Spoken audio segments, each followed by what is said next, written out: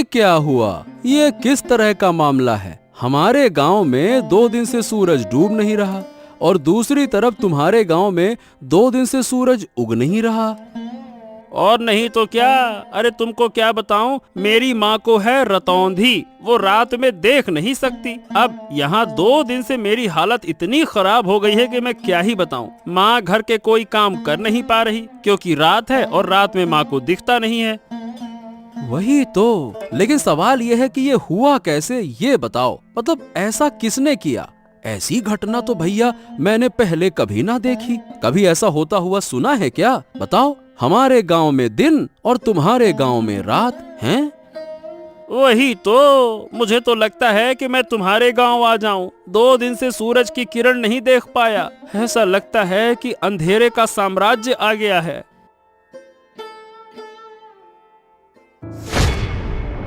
अरे अरे अरे अरे, ये क्या हुआ? ए भैया, तू ऐसे गिर काहे पड़ा? हरेंद्र, क्या हो गया तुझको? अरे मतलब क्या हो गया, मुझे खुद समझ नहीं आ रहा। मैंने तुम्हारे गांव में आने के लिए जैसे ही कदम बढ़ाया और झटका लगा। बाप रे, मैं तो तुम्हारे गांव में प्रवेश ही नहीं कर पा रहा हूँ। ऐसा लग रहा है कि जैसे बीच में कोई दीवार खड़ी हो। क्या बात कर रहा है? तो क्या हम एक गांव के लोग दूसरे गांव में नहीं जा सकते क्या? वही तो भैया, लग तो ऐसा ही रहा है। लगता है कि इन दोनों गांव के बीच में कोई अदृश्य कांच की दीवार खड़ी हो गई है। अरे अब क्या करूं, मुझे तो समझ नहीं आ रहा। चल, फिलहाल के लिए तू घर जा, अब देखते हैं क्या किया जा सकता है। कोई उपाय मिल जाए तो मुझे भी बता देना। दोनों गांव में अचानक अजीब घटना हुई। एक गांव में लगातार 2 दिन तक दिन और दूसरे गांव में लगातार 2 दिन तक रात। ऐसी समस्या पहले कभी नहीं देखी गई थी। ओ माँ माँ, अब अच्छा नहीं लग रहा। रात क्यों नहीं हो रही है? इतना लंबा दिन मैंने कभी नहीं देखा। मैं सो भी नहीं पा रहा हूँ, मुझे नींद भी नहीं आ रही। सो नहीं पा रहे हो? क्या हुआ?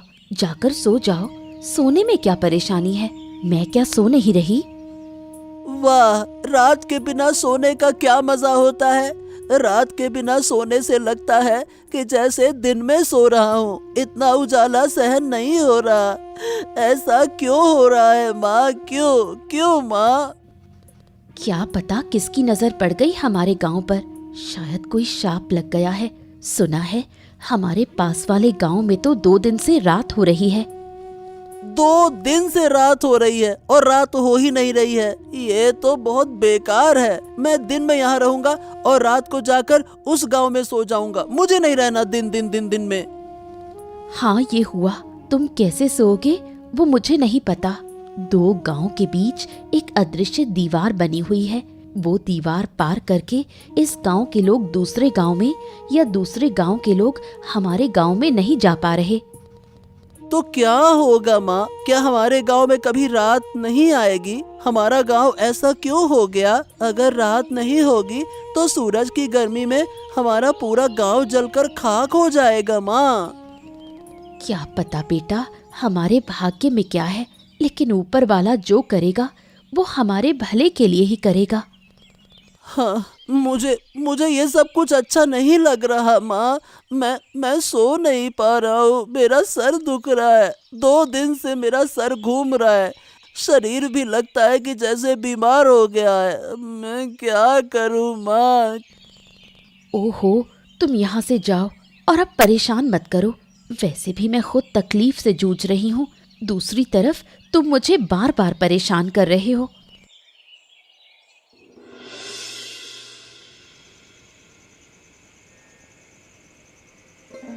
रात के गांव में हरेंद्र की माँ शांता बूढ़ी रहती है, जिसे रात को दिखाई नहीं देता। इस वजह से अब जब गांव में रात हो गई है तो शांता बूढ़ी काफी मुश्किल में पड़ गई है। हरेंद्र, ओ हरेंद्र, कहाँ गए तुम? यहाँ आओ, मुझे बाहर ले जाओ। मुझे कुछ भी नजर नहीं आ रहा। अरे बस बस बस बस, आ गया माँ, आ गया। और कितना पुकारोगी? अरे तुम्हारी तकलीफों ने मुझे बेहाल कर दिया है। 2 दिन से तुम मुझे एक पल भी शांति से बैठने नहीं दे रही हो। हरेंद्र हरेंद्र हरेंद्र, कहाँ है, जल्दी आ जल्दी आ। अरे मुझे भी तो बैठने दो। क्या तुम मुझे बोझ समझने लगे हो क्योंकि मैं बूढ़ी हो गई हूँ? जब मैं स्वस्थ थी तब तुमने मुझे पाल पोस कर बड़ा किया, अब तुम मुझे बोझ समझने लगे। हो, यही तो तुम्हारा तरीका है। दिन रात बस एक ही बात बोलती रहती हो, बोझ हो गई हूँ, बोझ हो गई हूँ। अरे तुम देख नहीं सकती हो तो चुपचाप बैठो तो सही। तुमको बैठना है नहीं, इधर उधर भटकना है। हाँ, अब ये बताओ तुम्हें बाहर जाने की क्या जरूरत है? देखो तो सही, पूरा गांव किसी न किसी समस्या में घिरा हुआ है और तुमको बाहर जाना है। क्या तुम्हें अकेले को समस्या है, गांव के और लोग नहीं? तुम्हें क्यों इतनी तकलीफ हो रही है? ऐसा है अम्मा कि मेरी तरह किसी के पास ये रतौंधी वाली माँ नहीं है जिसे लेकर वो परेशान हो। नहीं तो कोई काम तुम्हारे लिए अब नहीं है। घर के सारे काम मुझे करने पड़ते हैं और तुम्हारी देखभाल भी तो मुझे ही करनी पड़ती है। बस बस, मेरी और देखभाल करने की जरूरत नहीं। जिस दिन मर जाऊंगी उस दिन तुम समझ पाओगे। तुम लोग बड़े होकर शायद बूढ़ी माँ को ऐसी हालत में छोड़ देते हो। ओहो, बस बस बस बस बस, अब ऐसी बातें मत करो। चलो बताओ कहाँ जाना चाहती हो, मैं तुम्हें लेकर चलता हूँ। फिर खाना भी बनाना है, तुम्हें खाना देना होगा, फिर बर्तन साफ करने हैं, तुम्हारा बिस्तर लगाना है, बहुत सारा काम है। चलो जल्दी बताओ कहाँ जाना है।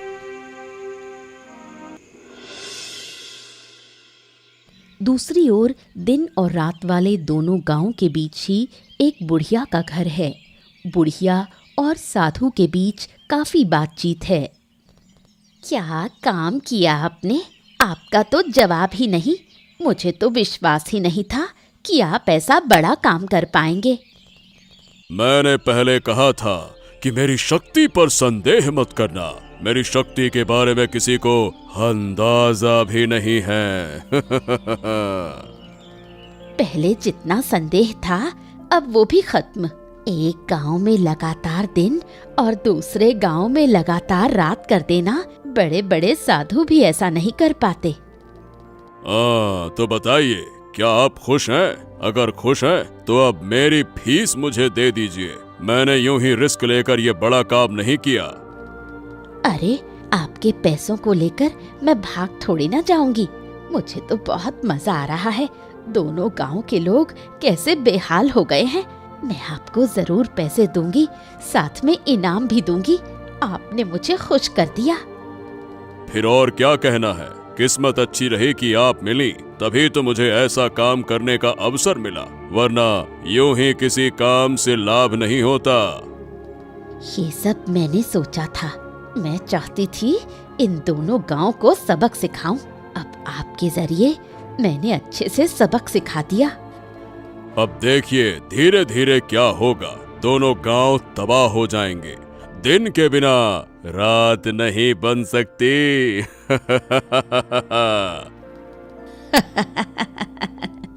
मैं भी यही चाहती थी। मैंने इस दिन का बहुत इंतजार किया है। अब मैं उन्हें हर तरह की तकलीफ दिखाकर सिखा दूंगी कि दुख और अपमान क्या होता है। अब वो मेरा कभी अपमान करने की हिम्मत नहीं करेंगे। मैं चाहती हूँ कि इन दोनों गांव के बीच सिर्फ मैं बची रहूं और कोई ना रहे। अरे अरे बेटा, अरे रुक जाओ बेटा, इस तरह से क्यों दौड़ते हो? क्या हो गया? अरे रुक जाओ, गिर जाओगे। बेटा रुको रुको। पिताजी पिताजी, हाँ, पिताजी पिताजी, मुझे एक बड़ी बात पता चल गई है। मैंने दिन और रात की असली वजह जान ली है। पिताजी पिताजी पिताजी, अब आप कुछ उपाय निकालो, वरना दोनों गांव वाले मर सकते हैं। अरे बेटा शांत हो जा। हाँ, अब ये बता क्या हुआ, कैसे जाना तुमने? बता मुझे। पिताजी पिताजी, हमारे दोनों गांव के बीच में उस बुढ़िया का घर है ना, वही बुढ़िया जो गांव वालों से बात भी नहीं करती, ये सब कुछ वही करवा रही है। क्या? ये क्या कह रहे हो तुम? क्या सच में ऐसा है? पर ये बताओ, तुम्हें कैसे पता चला कि वो करवा रही है? अब मैं सच कह रहा हूँ पिताजी। मैं थोड़ा क्या है कि बाहर गया था तो बुढ़िया के घर से ना हंसी ठहाके की आवाजें आ रही थी। मैं चुपके से गया, मैंने सब कुछ सुना और देखा कि बुढ़िया ना एक साधु के साथ में योजना बना रही थी। पिताजी, जो करना है अब जल्दी कीजिए। मुझे लगता है कि वो साधु ना बड़ा शक्तिशाली है। ओ, अब जब सब कुछ खुल ही गया है तो उस बुढ़िया को छोड़ना नहीं चाहिए। वो जिद करके हमारे विनाश की कोशिश कर रही है ना। वही तो, पर ये समझ में नहीं आ रहा पिताजी कि वो ऐसा कर क्यों रही है। मतलब वो हमसे गुस्सा है क्या? और गांव वाले उससे बात क्यों नहीं करते?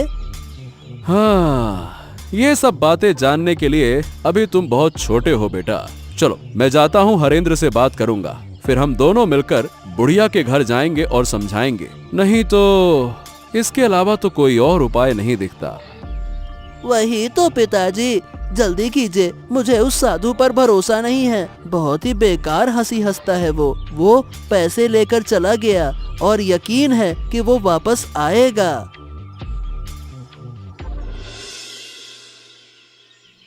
कैलाश और हरेंद्र जब बुढ़िया से सच्चाई पूछते हैं तो बुढ़िया सीधे इनकार कर देती है।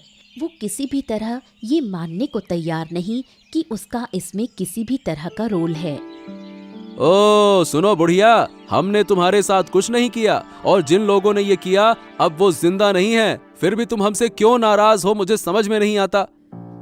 नाराज ना रहूं तो क्या करूं? तुम लोग मेरे किसी काम के नहीं। मैं यहाँ अकेली हूँ, मुझे कितनी मदद चाहिए तुम्हें इस बात का अंदाजा भी है। मेरे साथ दो शब्द बोलने वाला भी कोई नहीं। ऐसा है कि लोग तुमसे बात इसलिए नहीं करते क्योंकि तुम गुस्सैल हो, तुम्हें गुस्सा बहुत आता है। गांव वाले तुमसे डरते हैं, इसीलिए कोई तुम्हारे पास नहीं आता। पर इसका मतलब ये नहीं है कि तुम हमारे गांव को नुकसान पहुंचाओ। तुमने किया या नहीं किया इसका राज खुल चुका है, हम सब जान चुके हैं, इसीलिए इनकार मत करो। तुम लोग मेरा बार बार अपमान करते हो, मुझे बदनाम करते हो। इसका अंजाम अच्छा नहीं होगा। मैंने एक बार सब बर्दाश्त कर लिया। अगर ये सब मेरे साथ दोबारा हुआ तो ऐसा मत सोचना कि मैं तुम लोगों पर रहम कर लूंगी। अरे बुढ़िया, तुम बेकार में गुस्सा कर रही हो। हम तर्क करने नहीं आए हैं, हम शांति पूर्वक प्रेम पूर्वक बातें करने आए हैं। देखो, एक बार गांव की हालत तो देखो। एक गांव में सूरज उग नहीं रहा और दूसरे गांव में सूरज डूब नहीं रहा। ऐसे हालात पहले कभी किसी ने देखे हैं क्या? बताओ। अचरज की बात क्या है? तुम बार बार वही बातें क्यों कर रहे हो? क्या हुआ नहीं हुआ मैं वो देख ही रही हूँ। मैं इससे जुड़ी हुई हूँ। तुम लोग यहाँ से चले जाओ, मुझे अकेला छोड़ दो। तुम अकेली क्यों रहोगी? अरे भाई, लोगों का डरना इसलिए है तुमसे क्योंकि वो तुम्हें जानते नहीं हैं। पर इसका मतलब ये तो नहीं ना कि हम तुम्हारे शत्रु हो गए, हम तुमसे अलग हो गए। मैं अब और कुछ नहीं सुनना चाहती। अगर तुम जाओगे नहीं तो ये डंडा देखा है, इसी से तुम्हें पीट पीट कर लाल कर दूंगी।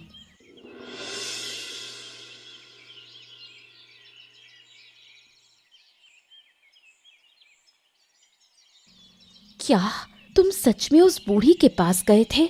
रिशान ने मुझे बताया, कुछ फायदा हुआ क्या? हाँ, जितना समझ में आया उससे ये पता चला कि आराध्या, वो जो बुढ़िया है ना, वो दोनों गांव पर बहुत गुस्सा है। इसीलिए बूढ़ी ने किसी साधु की मदद से हमारे इन दोनों गांव के साथ में ऐसा किया। तो क्या इन दोनों गांव को फिर पहले जैसा करना संभव नहीं? ऐसा लगता तो नहीं है। मैंने और हरेंद्र ने मिलकर बूढ़ी को वैसे तो बहुत समझाने की कोशिश की, पर सही बताऊं बूढ़ी सुनना ही नहीं चाहती है। वो किसी भी तरह से हमारी बात समझना ही नहीं चाहती है। सच में मुझे तो डर लग रहा है। अगर ऐसे ही चलता रहा तो गांव में कोई नहीं बचेगा। धीरे धीरे सब कुछ नष्ट हो जाएगा। तुम सब लोग चिंता मत करो, देखना मैं सब ठीक कर दूंगा। वाह वाह वाह वाह वाह, सुन रही हो इसकी बातें? हम यहाँ इसके पिताजी कुछ कर नहीं पा रहे, उन्होंने हमें लाठी से खदेड़ दिया, अब ये जाकर ठीक करेंगे। क्यों महाशय? तुमने भी ना इस लड़के की बात मान ली है। इसे इन चीजों की क्या समझ? उसने जो कहा वही बहुत है। अरे माँ, मैं यूं ही नहीं कह रहा, मैं सच कह रहा हूँ। मैं सब कुछ ठीक कर दूंगा, तुम लोग देख लेना। उस साधु को मैं जानता हूँ, अगर मैं उसे एक बार पकड़ लूंगा तो उसे नष्ट कर दूंगा। बहुत मारूंगा मैं उसे गुच्छे बना के। अच्छा अच्छा अच्छा अच्छा, समझ गया। लेकिन हाँ, फिर कोई शरारत करने से पहले जरा सोच समझ कर। वैसे भी हमारी मुश्किलों का अंत नहीं है। अब आगे क्या होगा समझ नहीं आता। कहीं तुम्हारी हरकतों से वो बुढ़िया और गुस्सा ना हो जाए। नहीं पिताजी, मैं शरारत परारत नहीं करता। अब मैं बड़ा हो गया हूँ। पर हाँ, आप चिंता मत कीजिए, अब आगे जो होगा अच्छा ही होगा, देख लेना। अब बहुत बातें हो गई, तुम दोनों जाओ और हाथ मुंह धोकर आओ, मैं खाना देती हूँ।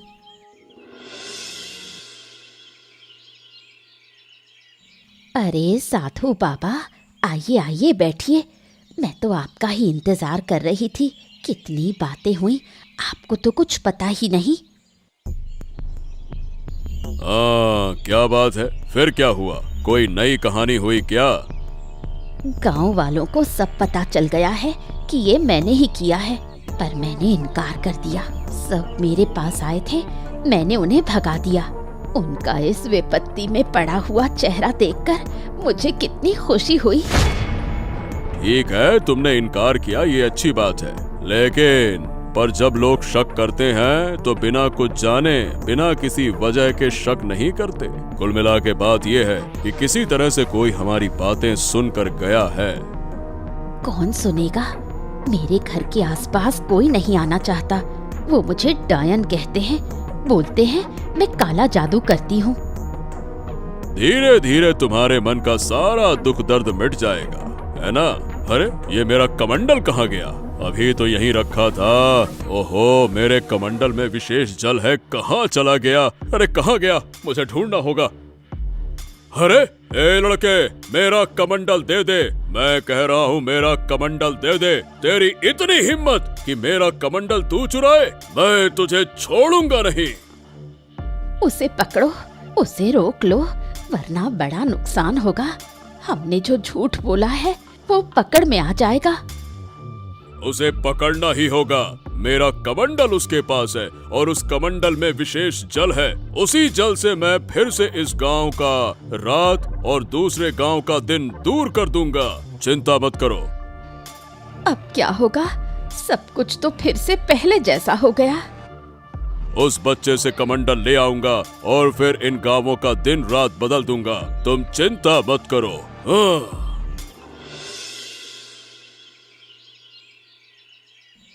ए लड़के, तेरी इतनी हिम्मत कि तूने मेरा कमंडल छुआ, मैं तुझे श्राप दे सकता हूँ। क्या तू जानता है?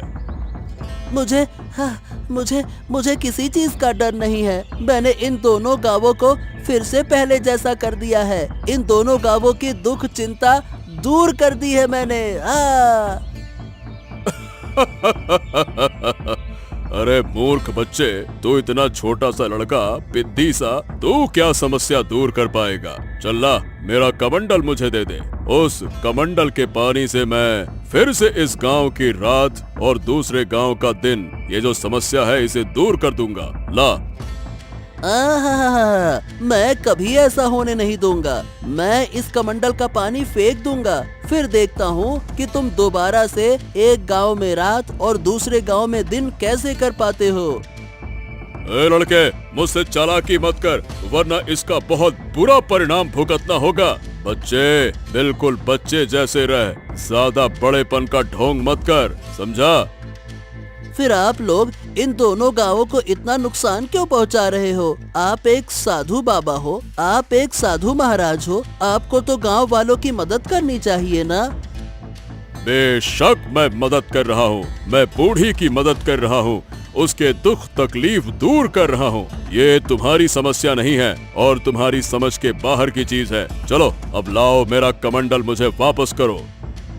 नहीं नहीं नहीं नहीं नहीं, मैं नहीं देने वाला। मैंने कह दिया ना, नहीं दूंगा, नहीं दूंगा तो नहीं दूंगा। किसी भी सूरत में तुम्हें ये कमंडल नहीं मिलेगा। ओह, ठीक है, तो अब तू दंड भुगतने के लिए तैयार हो जा, शरारती बच्चे। अरे छोड़ दो मुझे, छोड़ दो, मैं कह रहा हूँ छोड़ दो। अगर मेरे पिता को पता चला तो वो आपको गांव से निकाल देंगे और आप फिर कभी इस गांव में नहीं आ पाएंगे। छोड़ दो मुझे, छोड़ दो। जब पहले मैं तुझे बोल रहा था तो तू तो नौटंकी कर रहा था, अब तू बच कर दिखा। जब अच्छे से बोला था तब तो माना नहीं, तुझे मैं जरूर खत्म कर दूंगा। मेरे साथ शरारत करने आया था ना तू? चल। रिशान को न पाकर कैलाश का परिवार पगला सा हो जाता है। लोग समझते हैं कि इस अनहोनी के पीछे जरूर बुढ़िया का ही हाथ है। बूढ़ी माँ, बूढ़ी माँ, बूढ़ी माँ, हमें बचाओ, हमारी मदद करो बूढ़ी माँ, हम तुमसे हाथ जोड़कर विनती कर रहे हैं बूढ़ी माँ। क्या हुआ? फिर कोई अनहोनी हो गई?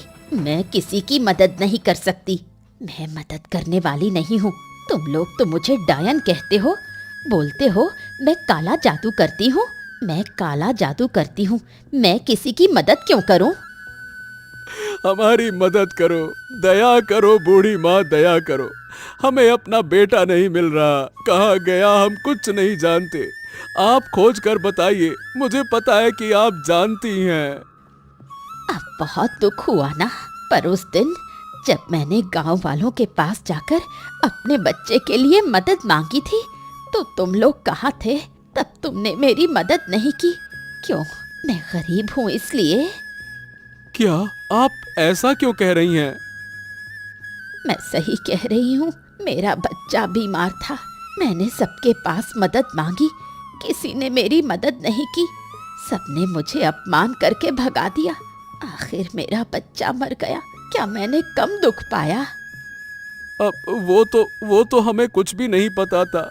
आप हमें इतनी बेकार नजरों से क्यों देखती हैं? कृपया करके बताइए ना, मेरा बेटा कहाँ है? मैं अपने बच्चे के बिना नहीं जी पाऊंगा, नहीं जी पाऊंगा। जीऊंगी, जरूर जीऊंगी, तुम लोग सब जियोगे, पर अंदर तक तीव्र पीड़ा के साथ जियोगे, जैसे कि मैं इतने समय से जी रही हूँ, अपने बच्चे की यादों को थामे हुए। अरे कैसी इंसान है आप! एक छोटा बच्चा मेरा नहीं मिल रहा, कोई अनहोनी हो गई तो क्या आप थोड़ी सहानुभूति नहीं दिखा सकती? हर समय दुश्मनी दुश्मनी दुश्मनी, क्यों क्यों? उन बातों की मुझे परवाह नहीं, जो तुम्हारे भाग्य में लिखा है वही होगा। मैं किसी की मदद नहीं कर सकती, बिल्कुल नहीं कर सकती। तुम लोग यहाँ से चले जाओ। दोनों गांव की समस्या खत्म करने के लिए बेचारे रिशान को अपनी जान की आहुति देनी पड़ी। साधु ने रिशान की हत्या कर उसकी लाश 2 गांव के बीच में फेंक दी।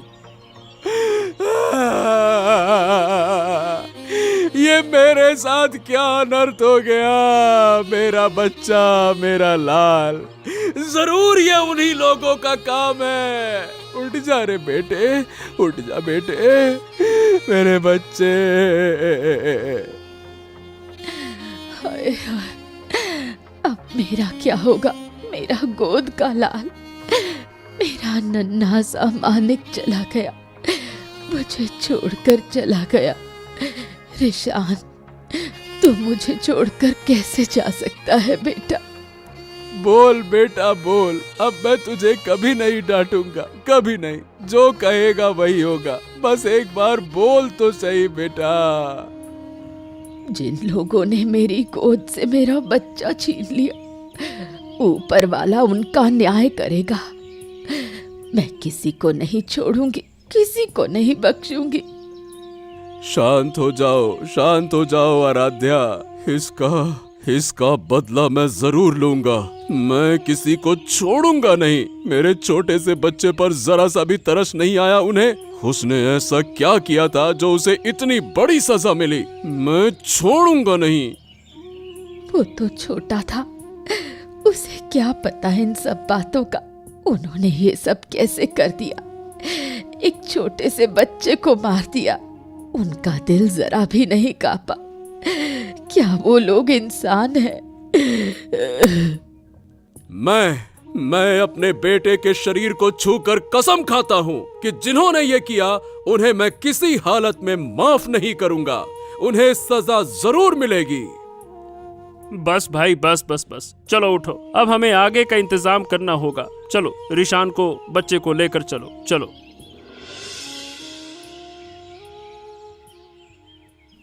हाँ क्या बूढ़ी, अब तो तुम खुश हो ना?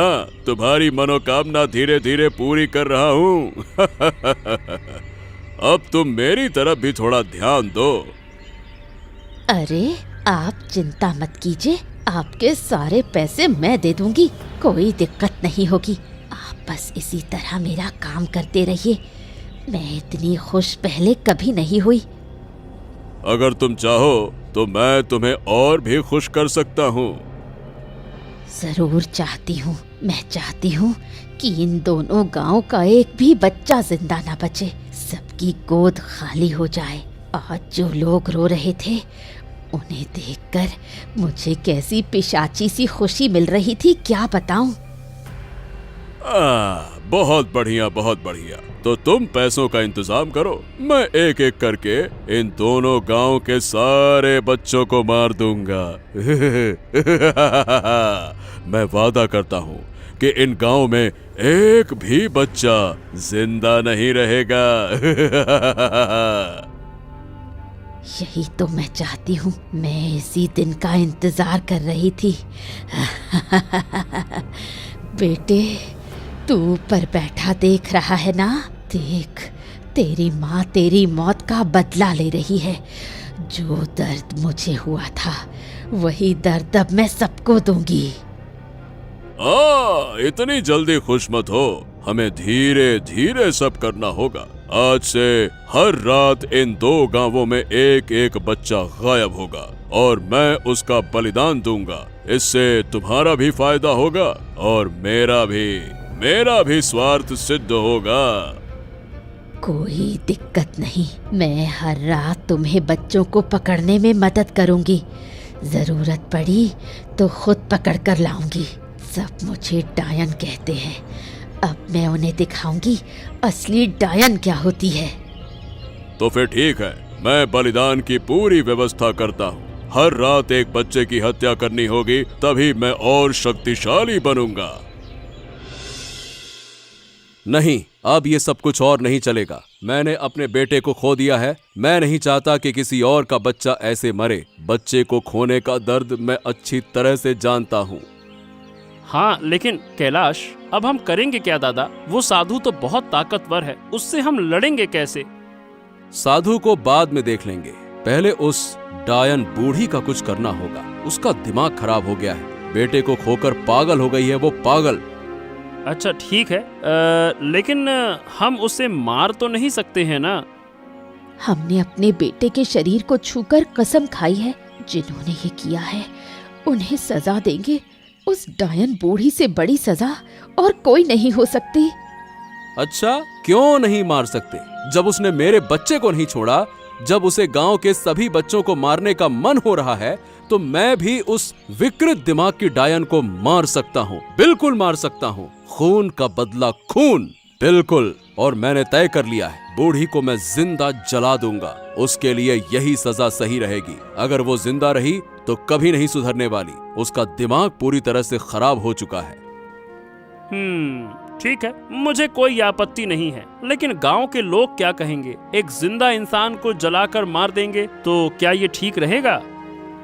वो इंसान नहीं है भाई, वो इंसान हो ही नहीं सकती। वो एक डायन है, डायन। और डायन को जलाने का आदेश खुद भगवान ने दिया है। अगर तुम मेरे साथ रहना चाहते हो तो रहो, नहीं तो मैं अकेले ये काम करूंगा और आज ही मैं उसके घर में आग लगा दूंगा।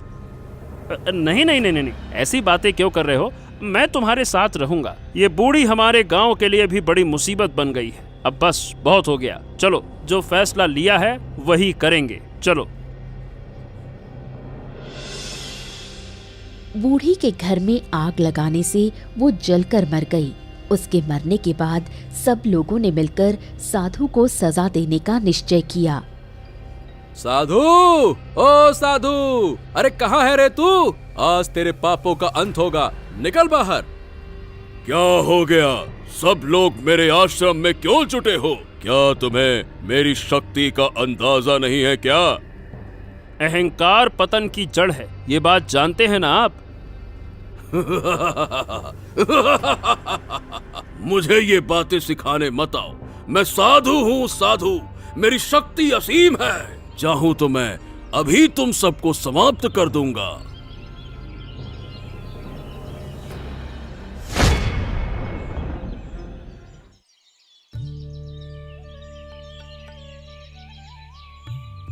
हाँ, आखिरकार हमारे गांव से बुरी नजर हट गई। अब हमारे गांव पर फिर कोई विपत्ति नहीं आएगी। अगर फिर कभी कुछ हुआ तो हम सब मिलकर उसका सामना करेंगे। हाँ, गांव तो आखिरकार ठीक हो गया, लेकिन मैंने अपना बेटा खो दिया। मेरा बेटा अपनी जान देकर इस गांव को मुक्ति दिलाकर चला गया। चिंता मत करो कैलाश, जब तक इस गांव के लोग जिएंगे तुम्हारे बेटे को सब याद रखेंगे, सब तुम्हारे बेटे का सम्मान करेंगे। पीढ़ी दर पीढ़ी तुम्हारा बेटा हमारे इन दोनों गांव के बीच जिंदा रहेगा। ऐसा ही हो बूढ़ी माँ, ऐसा ही हो। लेकिन अब से हमें ये भी ध्यान रखना होगा कि बूढ़ी के बेटे जैसा कोई और बच्चा किसी बीमारी में आकर मदद ना पाकर मर ना जाए, वरना हर घर में ऐसी डायनें पैदा हो जाएंगी। बिल्कुल सही कह रही हो आराध्या, हम सब एक दूसरे का ध्यान रखेंगे। ये दोनों गांव अब से अलग नहीं रहेंगे, बल्कि हमेशा एक दूसरे की मदद करेंगे। ऐसा ही हो, और मैं अनुरोध करूंगी कि मेरे बेटे के लिए सब लोग प्रार्थना करें, सब मेरे बेटे को याद रखें, सुख शांति से रहें। ऐसे ही मजेदार किस्से देखने के लिए हमारे चैनल को सब्सक्राइब करना ना भूलें।